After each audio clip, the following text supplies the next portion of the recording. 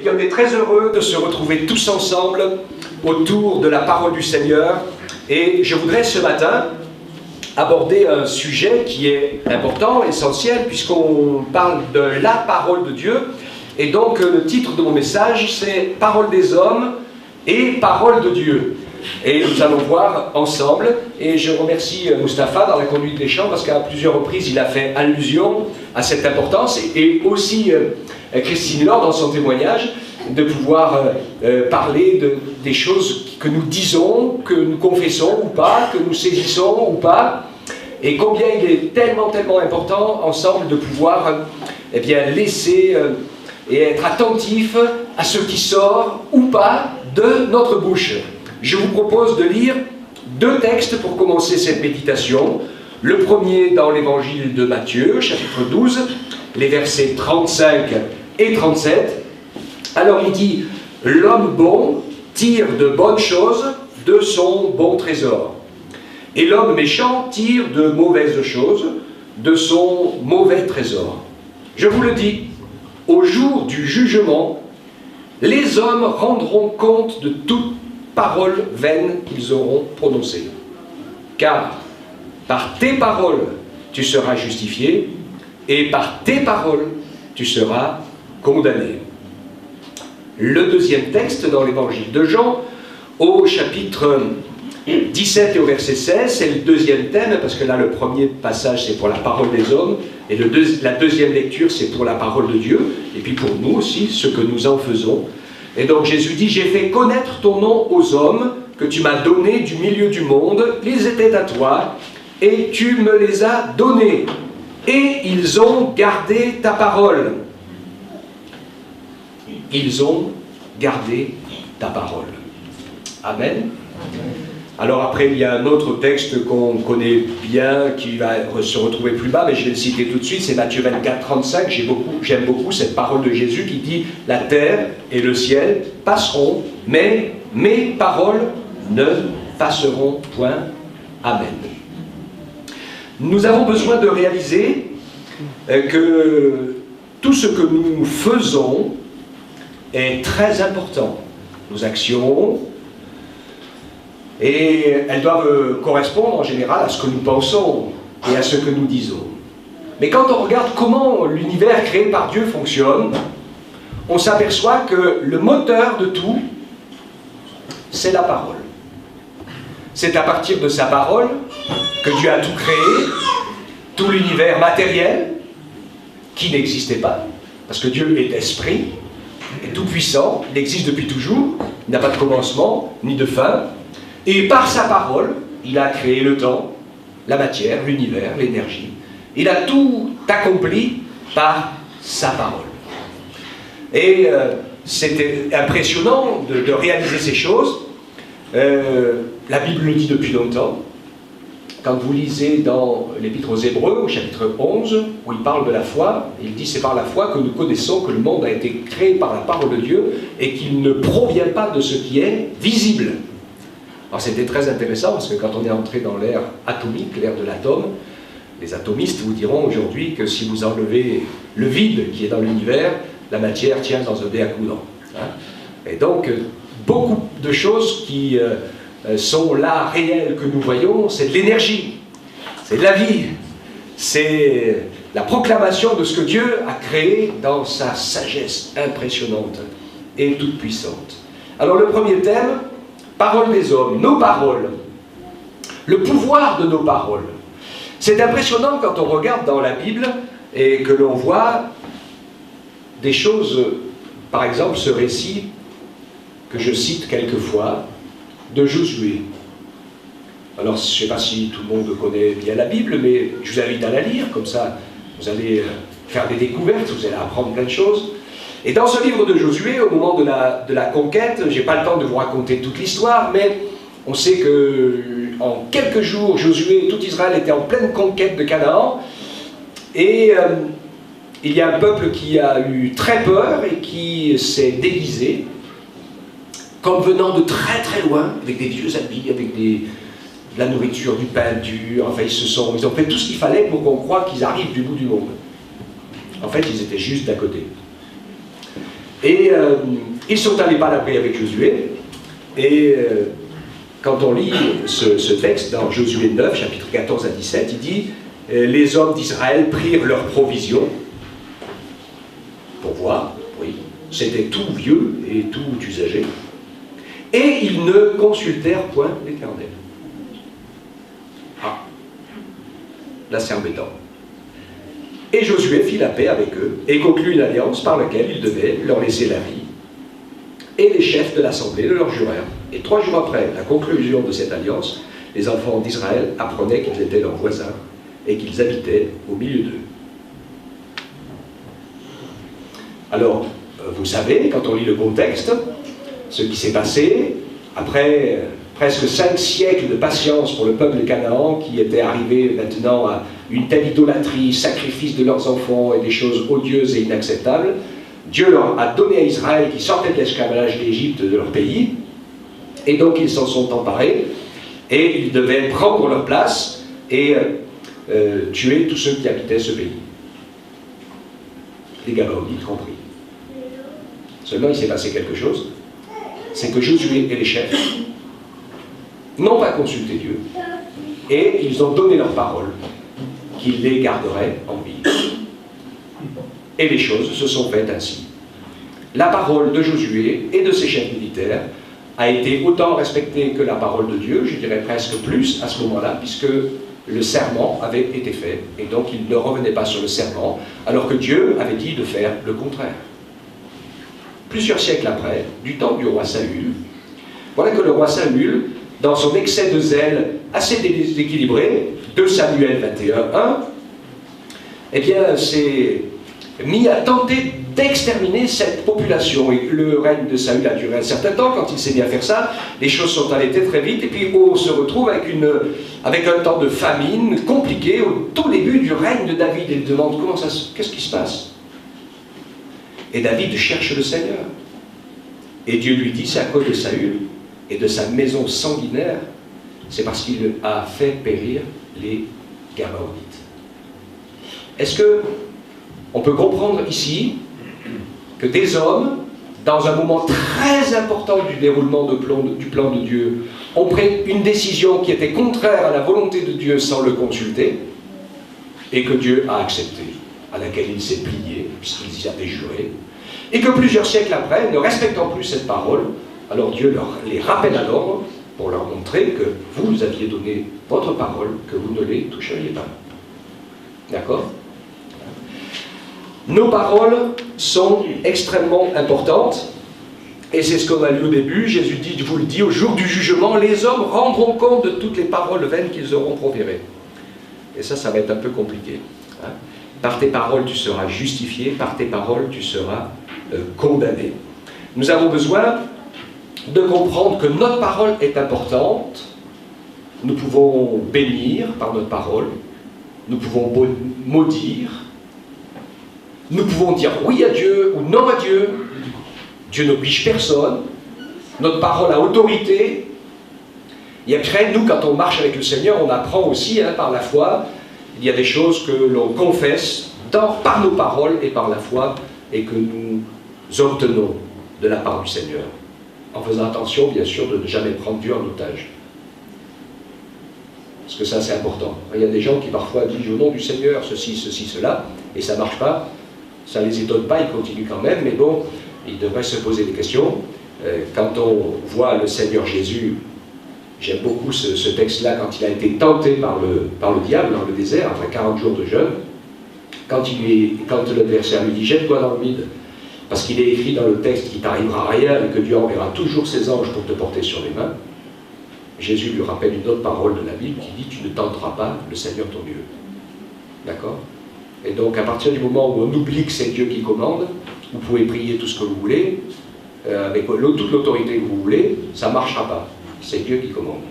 Ce qui est important, c'est de comprendre quelle est sa volonté, quel est son plan, et quand on le cherche, on le découvre très très vite dans nos vies. Et c'est pas compliqué, c'est très simple de marcher avec le Seigneur. C'est juste qu'il faut accepter d'écouter honnêtement, de choisir selon la vérité et pas selon nos intérêts, et de pouvoir être prêt à changer des choses dans nos vies si elles doivent être changées quand Dieu va nous les montrer. Hein, souvent on dit Dieu parle pas, Dieu dit rien, etc., parce que nous n'en faisons qu'à notre tête, nous n'écoutons personne, et quand nous n'en faisons qu'à notre tête et que nous n'écoutons personne, eh bien, Dieu ne peut pas nous parler non plus, parce qu'il n'oblige personne, vous le savez. Hein. Donc que le Seigneur nous fasse la grâce d'être conscient de ces deux choses, c'est que donc nous devons faire attention à ce que nous disons avec nos paroles, parce qu'elles ont un sacré déterminisme, hein, et au jour du jugement, c'est ce qui paraîtra. Et puis de notre côté, si nous mettons notre foi dans le Seigneur, eh bien nous sommes heureux de confesser sa parole, de prier avec foi pour un certain nombre de choses, de lui demander de nous conduire, de nous inspirer, et là, nous voyons alors la volonté de Dieu et sa main se manifester dans nos vies. Alléluia.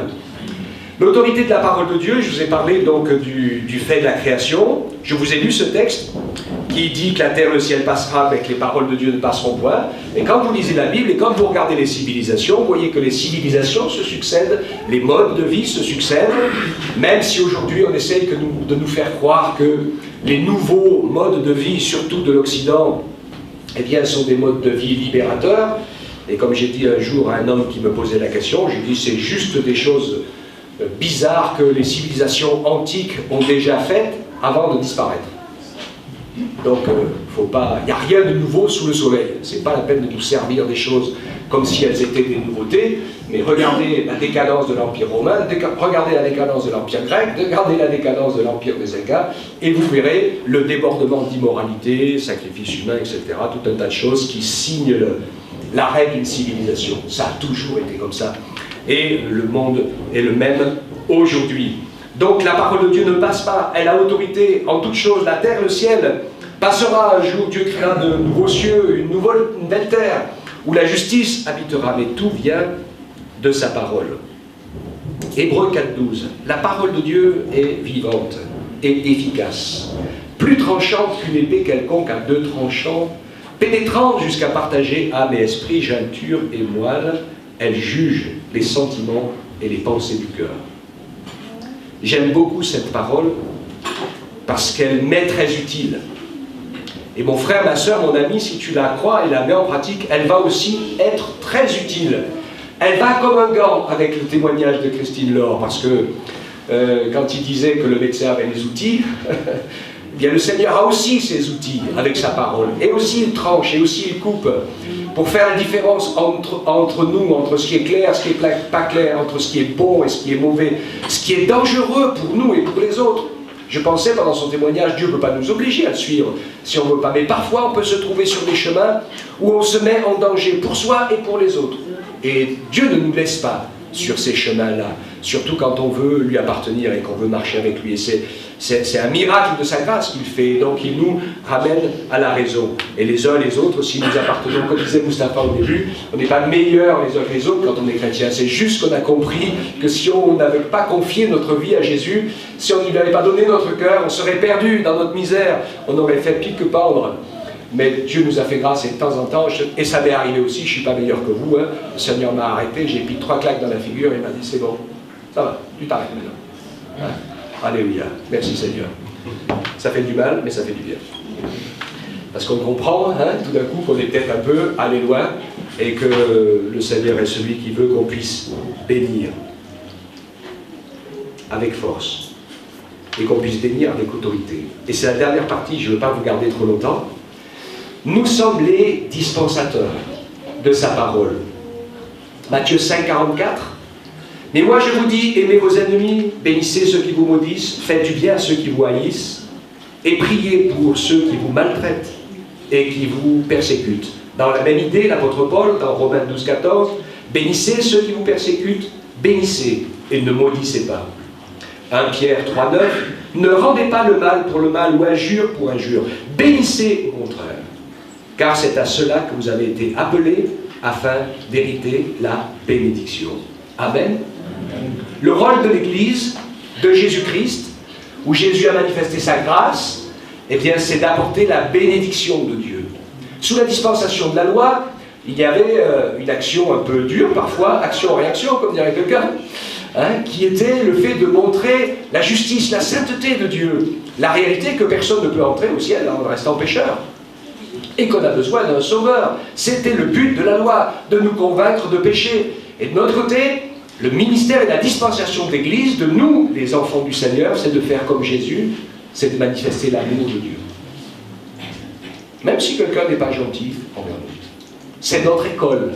C'est ce que le Seigneur veut nous apprendre à pardonner, à aimer, comme lui le fait. C'est de cela que Jésus parle quand il dit « Soyez parfaits comme votre Père Céleste est parfait ». Parce que personne de nous n'est parfait, on le sait très bien, puisqu'on fait tous des erreurs, puisqu'on fait parfois le mal, et parce qu'on ne veut pas, et qu'on fait parfois, souvent, pas le bien qu'on voudrait. Non?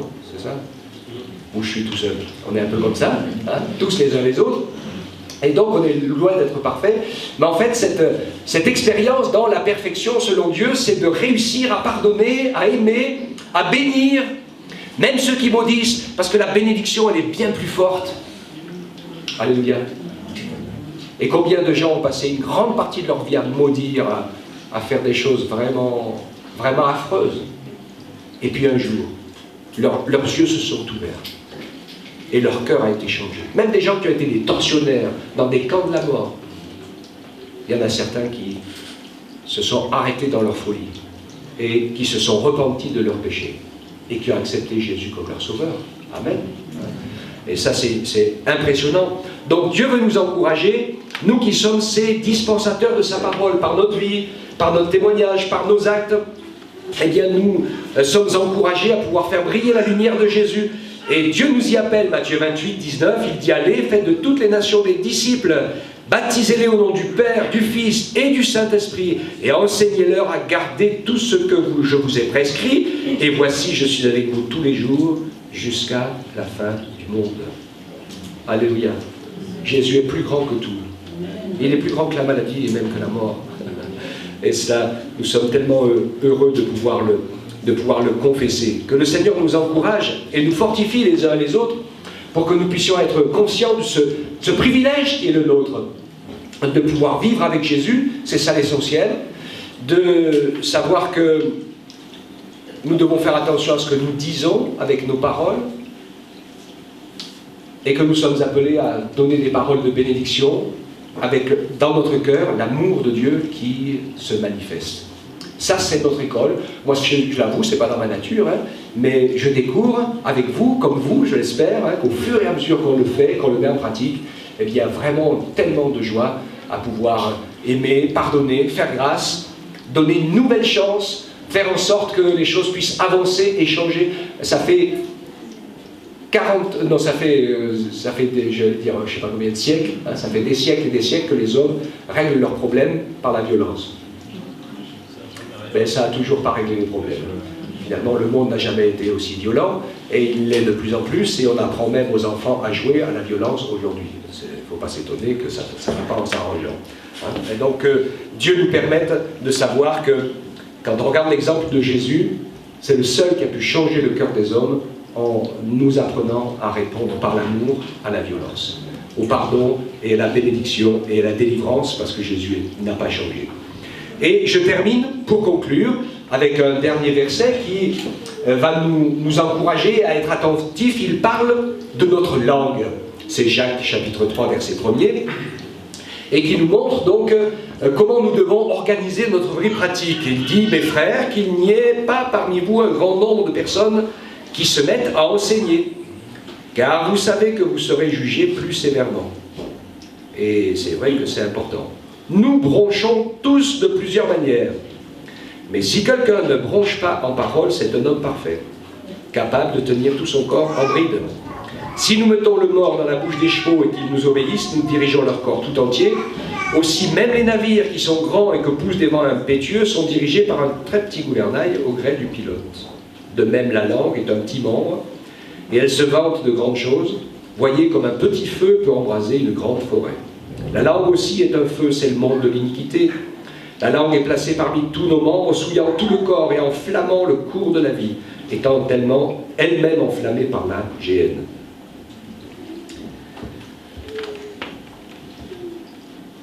Seigneur nous montre que nous devons, comme on disait à un moment donné, de tourner 7 fois notre langue dans la bouche avant de parler. Hein? C'est vrai que c'est un réflexe que on devrait avoir toujours, et de ne pas se laisser embarquer par nos émotions, par nos ressentis, par tout un tas de choses, de nos sentiments qui sont là. Et quand nous avons des émotions, des sentiments par rapport à ce qu'on a entendu, par rapport à ce qu'on a vu ou autre, on pense qu'on a raison et que c'est logique. Mais parfois on se trompe. Parfois on se trompe. Parce qu'on a un faux jugement sur ce qui est en train de se passer. Ça arrive souvent. Alors le Seigneur nous donne un conseil. Comment faut-il faire? Prenons sa parole très au sérieux, mes frères et sœurs. Lisez sa parole, relisez sa parole, lisez-la encore. Laissons-nous inspirer par cette parole qui nous parle, qui nous instruit, qui nous montre comment nous devons nous organiser. Et puis le Seigneur nous donne un conseil, c'est le conseil qu'il donnait à Jérémie. Et je terminerai avec ce verset, Jérémie 15, 19. Il dit, c'est pourquoi ainsi parle l'Éternel, si tu te rattaches à moi, je te répondrai et tu te tiendras devant moi. Si tu sépares ce qui est précieux de ce qui est vil, tu seras comme ma bouche. Amen. Que Dieu nous aide ainsi à pouvoir retenir sa parole, à pouvoir nous laisser inspirer, parce que la parole va inspirer nos pensées et nos cœurs, parce que ce n'est pas que la langue et la parole. Vous lisez dans l'évangile, je lisais dans l'évangile de Marc ce matin, vous y lirez 7 et 8, vous verrez. Jésus parle de ceux qui, comme les religieux, qui faisaient attention à la manière dont ils mangeaient, dont ils faisaient tout un tas de choses, parce que selon la loi, cela souillait, ceci, cela. Jésus dit, c'est pas ce qui rentre en nous qui nous souille, parce que ce qui rentre en nous, après, s'en va aux toilettes. Il dit, mais c'est ce qui sort de nous qui nous souille. Les mauvaises pensées, les mauvais actes, les mauvaises paroles, les mauvaises... Tout ce qui est ça vient, c'est dans notre tête que ça bout dans la marmite. Hein. Alors, ça peut le faire, parce que tout ça bout dans notre tête. Mais là où ça devient différent, c'est quand ça sort dans notre bouche. Et de la même manière que j'ai insisté sur l'importance de prier à voix haute et de parler avec Dieu à voix haute pour pouvoir s'emparer des promesses de Dieu, et de la même manière aussi, on sait que quand on commence à dire les choses, alors la position est prise. C'est pas évident. Faisons attention aux conseils que nous donnons aussi, parfois. Parce qu'on voit tous midi à notre porte, que Dieu nous donne de la sagesse, de l'écoute, les uns vers les autres aussi, et de pouvoir être attentifs ainsi à sa volonté, à nous recentrer sur la parole du Seigneur, à ne pas nous laisser embarquer par nos pensées, par nos sentiments, par tout ce qui se passe dans notre tête. Je m'imagine que Jésus, après ses 40 jours de jeûne, ça devait être très compliqué, tout ce qu'il était en train de vivre. Mais quand il s'est retrouvé devant le tentateur, quand il s'est retrouvé dans des situations compliquées, pour Jésus, ce n'était pas difficile. Il n'avait qu'une seule réponse. Vous savez laquelle? Il est écrit. Et parce qu'il y a dans les Écritures la réponse sage, vraie et équilibrée pour chaque chose. Et c'est là que le Seigneur veut nous entraîner. Et quand on regarde donc ce que Jésus a accompli par sa grâce, et je vais terminer là-dessus, nous voyons que le sacrifice de Jésus est tellement important. Il n'est pas vain. Parce que sans lui, nous sommes perdus. Nous sommes tellement pécheurs, tellement tordus, il y a tellement de choses qui se passent. Et quand on vient à la croix, lui demander pardon, lui demander de nous sauver, lui demander de nous faire grâce, il efface nos péchés, nos mauvaises paroles. Il nous fait grâce et nous pardonne. Et ça, c'est formidable. C'est quand on lui demande pardon et qu'on vit ce réel pardon avec lui, eh bien, ce qu'on a dit n'existe plus. Parce que Jésus l'a porté à la croix du Calvaire. Il a porté sur lui notre condamnation pour que nous puissions vivre. Alléluia. Et voilà pourquoi il est très important d'obéir à la parole du Seigneur en se faisant baptiser et en disant à voix haute, comme notre sœur l'a fait, comme beaucoup d'entre nous ici l'avons fait, de dire je confesse le nom de Jésus, je l'accepte comme mon sauveur, je le suis, je me décide, maintenant vous l'avez tous entendu, sur la terre et dans le ciel, hein, et on l'a fait aussi, et c'est tellement important, maintenant j'appartiens à Jésus. Alléluia. Quelle grâce merveilleuse de lui appartenir et de le suivre. Que son nom soit béni. Amen. On le remercie tous ensemble. Merci Seigneur pour ta parole que tu nous as donnée. Si nous sommes, c'est grâce à ta parole. Et tu nous as donné la vie.